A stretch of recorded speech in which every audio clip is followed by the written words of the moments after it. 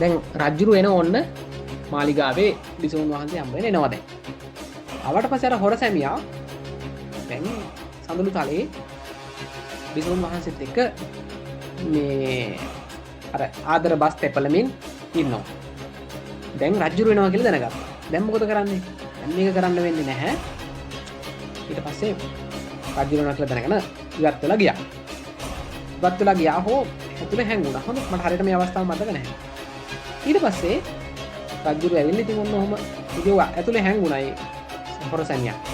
ඊට පස්සේ රජ්ජුරු දැන් ඇවිල්ලා ඔන්න ඉතින් මුසාබස් නෙමෙයි ආදර බස් තෙපලමින් අද කතා බහ කරගෙන අද දවසේ වැඩ රාජකාරී මෙහෙම කියලා ඕම කතා කරගෙන ඉද්දි දැන් ඉතින් අර බිසෝන් වහන්සේ අනේ ඉතින් සොඳුර ක්‍රියාවිය ඔය එක ආදර බස් කියලා කතා කරගෙන ඉන්නකම මෙයාට කලින් මේ හොරසැමියා කියලා කියනවා මොකද්ද කියලා තියෙන්නේ මට මේ රජුරවන්ට තොක්කක් අයින්න ඕනේ මේ රජුරවන්ට තොක්කක් අයින්න ඕනේ කියලා ඉවර වෙලා කවුද කියලා තියෙන්නේ කලින් මේ හොරසැමියා කියලා දෙන මේ බිසෝන් වහන්සේට දැන් ඉතින් මොකද කරන්නේ? ඔකට අවස්ථාව දෙන්නත් ඕනේනේ. තමන්ගේ ආදරේනේ කියන සැමියානේ. හොර සැමියානේ මේ. දැන් ඉතින් ඔන්න විසව රජතුමාට ආදරෙන් කතා කර ඉන්න ගමන් කිව්වා අනේ රජතුමනි ඉතින් පොඩ්ඩක් ඇස් දෙක පියාගන්නකෝ. දැන් ඉතින් සර්ප්‍රයිස් එකක් කියලා. සර්ප්‍රයිස් කියලා වචනේ ඒ කාලේ තිබෙන්නේ නැහැ පුදුම කිරීමක්. මම ඔබ වහන්සේ පුදුම කරන්න තමයි යන්නේ. ඒ සතුට අනේ ඉතින් මගේ ආදරණීය බිරිඳ මේ විසව මොකක්ද දන්නේ මට මේ පුදුම කරන්න හදන්නේ කොහෙන් එන ආදරෙන් හිටියා. හරි එහෙනම් මේ බිසෝනේ මම ඇස් පියාගන්න මොකක්ද ඔබේ පුදුම කිරීම? අනේ රජතුමනි කියලා පොඩ්ඩක් මුකුළුව දාලා මට ඉතින් ඔබතුමාගේ මේ හිසට ටොක්කක් අයින්න ඕනේ කියලා කිව්වා. රජතුමත් අනේ ඉතින් ටොක්කක් කෑවත් මේ ඉතින් සුකුමල අතකින්නේ. අනේ ඕකත් සැපක්. එතකොට ඕකත් හොඳ සනීපයක්. අනේ ඉතින් බිසෝන් වහන්සේ කහන්නත් දෙයක්ද අනේ ඉතින් අයින්නකෝ කියලා කිව්වා.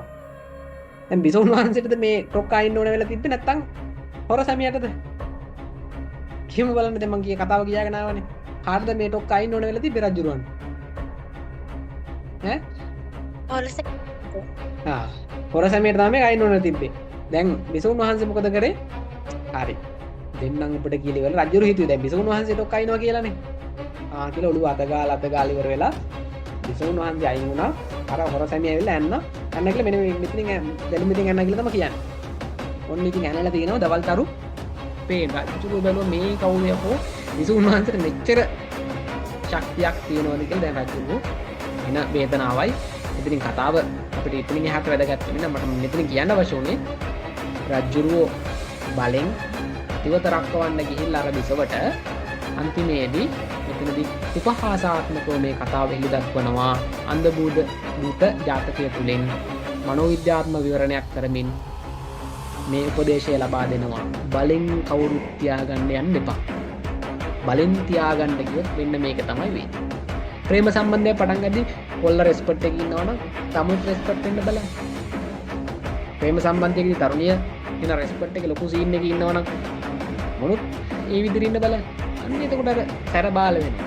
එහෙම නෙවෙයි තමනුත් කෑව දෙන්න හද්දී එයව කෑව කවන්නද කියන සීන් එකේ හිටියොත් තමනුත් මේ පොඩ්ඩක් එහෙම ඉන්න ඕනේ. එතකොට තමයි කේප් වෙන්නේ. නැත්තම් අනේ ඔහොම කියන්න එපා රත්තරනේ අරකයි මේකයි කියන්නේ කිව්වොත් අනේ ඵලයන් බන් තමුසෙනම් මහමර වදයක් කියලා විසික් කරලා දාන්න.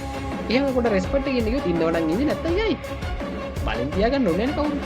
එහෙම හිටියොත් ඔන්න කිසි ප්‍රශ්නයක් නැහැ සේෆ් වෙනවා. එහෙම නැතුව මේ බලෙන් ප්‍රතිවත් රක්කවන්න බලෙන් තියාගන්න ගියොත් කවුරුත් මොකක්ද වෙන්නේ? මෙන්න මේ වගේ උපහාසාත්මක අවස්ථාවන් වලට මුහුණ දෙන්න තමයි වෙන්නේ කියලා ජාතක කතාකරු උපදේශයක් දෙන්න. දැන් මේ කතාව කියුවට පස්සේ ඔන්න දැන් අද ඉඳලා කවුරුත් බලෙන් තියාගන්න යන්න එපා අපේ ළමයි. හරිද? විවාහ වෙලා ඉන්න අය නම් ඉතින් බලෙන් තියාගන්න අනේ ඉතින් බෑ ඔක ඕන දෙයක් කරගෙන ඉතින් ඉවරලා. ඉතින් ඔය විවාහ ජීවිත අඩහල කරගන්න එපා. මම මේ කියන්නේ මේ බලෙන් තියාගන්න එපා කවුරුත්. සාමාන්‍ය ඉස්සරලා තමන් ගොඩ නැගෙන මිනිස්සු බලෙන් තියාගන්න යන්නේ නැතුව. එතකොට මිනිස්සු එයි ඔයාව තියාගන්න බලාගෙන. ඉතින් මේ හිඳ මනුස්සකමෙන් ඊට පස්සේ ජීවත් වෙන්න. ලොකු සීන් දාන්න නැතුව. හරි. කෙල්ලෙකුණාට ඉතින් පොඩ්ඩක් අර මේ ලොකුකමින් හිටියට කමන්නේ නැහැ. ඒ කියන්නේ ලොකුකමින් කියලා කියව පොඩ්ඩක් රෙස්පෙක්ට් එක. නැත්නම් හැමදාම නිකන් ඒක හරියන්නේ නැහැ ගැලපෙන්නේ නැහැ නේ. හරි. ඕක වෙනම කතාවකට අපි ගියේ. අන්ධ භූත ජාතකයෙන් මනෝවිද්‍යාත්මක භාවයක් එලි කරනවා මොකක්ද බලෙන් තියාගන්න එපා නැත්නම් බලෙන් අතිවත රක්කවන්න යන්න එපා. ඒක රක්කවන්න ගියොත් මෙන්න මේ වගේ මොකක්ද උනේ?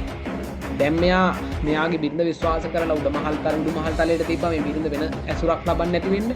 ඒත් මේකි මොකද කරේ? හොර සම්බන්ධයක් පටන් ගත්තා.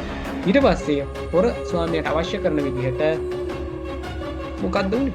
පොතකුත් දැන් අවශ්‍ය උනේ ටොක්කයින් මේ බිරිඳර නෙමෙයි හොර සැමියා. අද කාලේ කොච්චර තියෙනවද ඔය බිස්නස් මේ ව්‍යාපාරිකයෝ ගොඩක් ජීවිත නැති වෙන්නේ මොකක් හින්දාද? එයාගේ බිරිඳගේ අනියම් සම්බන්ධතාව මත හොර සැමියාගේ කීමට ඒක දේවල් කරලා තමයි.